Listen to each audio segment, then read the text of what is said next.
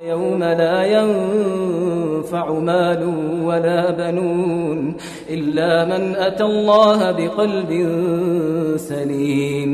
Kita tanggapi dulu yang di Kota Baru Kalimantan Selatan, Pak Safar. Apakah dengan berdoa bisa mengubah takdir begitu, Pak Ustaz? Baik. Jadi di dalam hadis dikatakan la yaruddul qadar illa doa. Tidak ada yang menolak takdir itu kecuali doa. Jadi maksudnya bukan takdir itu bisa berubah, tapi kita dianjurkan untuk berdoa. Jadi detailnya begini. Penulisan takdir itu Allah Subhanahu wa taala tetapkan di beberapa tempat. Ada penulisan umum, dan itu terjadi di Allahul Mahfuz, yang tercatat di atas Lauhul Mahfuz. Dan itu di awal penciptaan seluruh makhluk sudah dicatat seluruh takdir itu. Berdasarkan hadits Abdullah bin Amr bin As riwayat Muslim, Rasulullah sallallahu alaihi wasallam bersabda, "Kataballahu maqadir al-khalaiq qabla yakhluqa as-samawati wal ardi bi 50,000 sana." Allah telah mencatat takdir-takdir makhluk sebelum diciptakannya langit dan bumi, atau 50.000 tahun sebelum diciptakannya langit dan bumi. Ya sudah tercatat takdir itu. Dan di dalam hadits Ubadah bin Samit riwayat Imam Ahmad, Rasulullah sallallahu alaihi wasallam bersabda, "Awwala ma khalaqallahu al-qalam, faqala lahu uktub." Awal kali Allah menciptakan pena. Lalu Allah berfirman kepada pena, "Tulislah." Maka penanya bertanya, "Apa yang saya tulis?" Ini keimanan terhadap yang gaib, ya.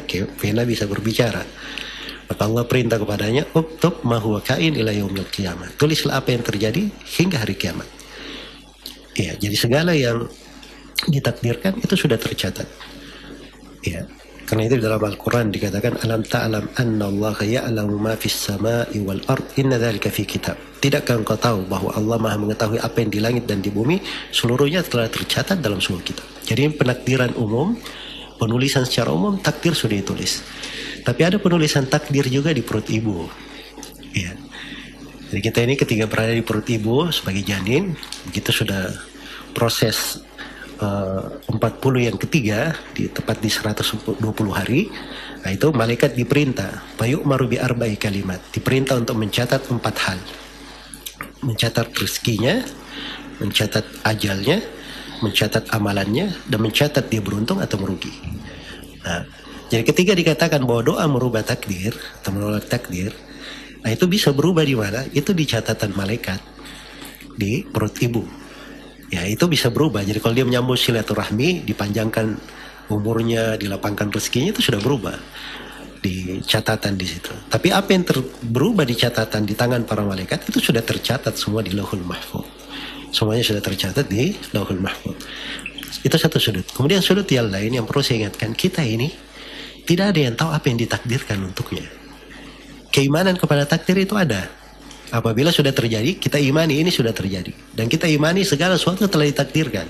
Tapi kita ini ditakdirkan untuk apa di hari depan, di hari esok. Itu enggak ada. Kita mengetahuinya.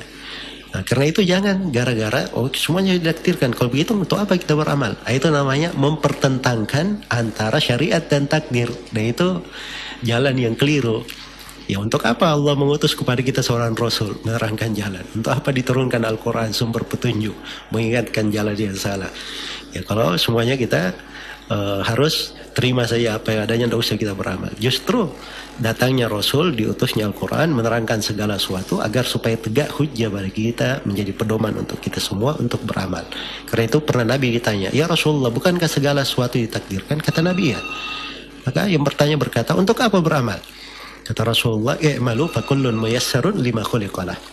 Beramallah kalian semua, sebab setiap dari kalian akan dimudahkan terhadap takdir yang dia diciptakan padanya. Jadi itu secara ringkas, semoga Allah beri taufik pada semuanya.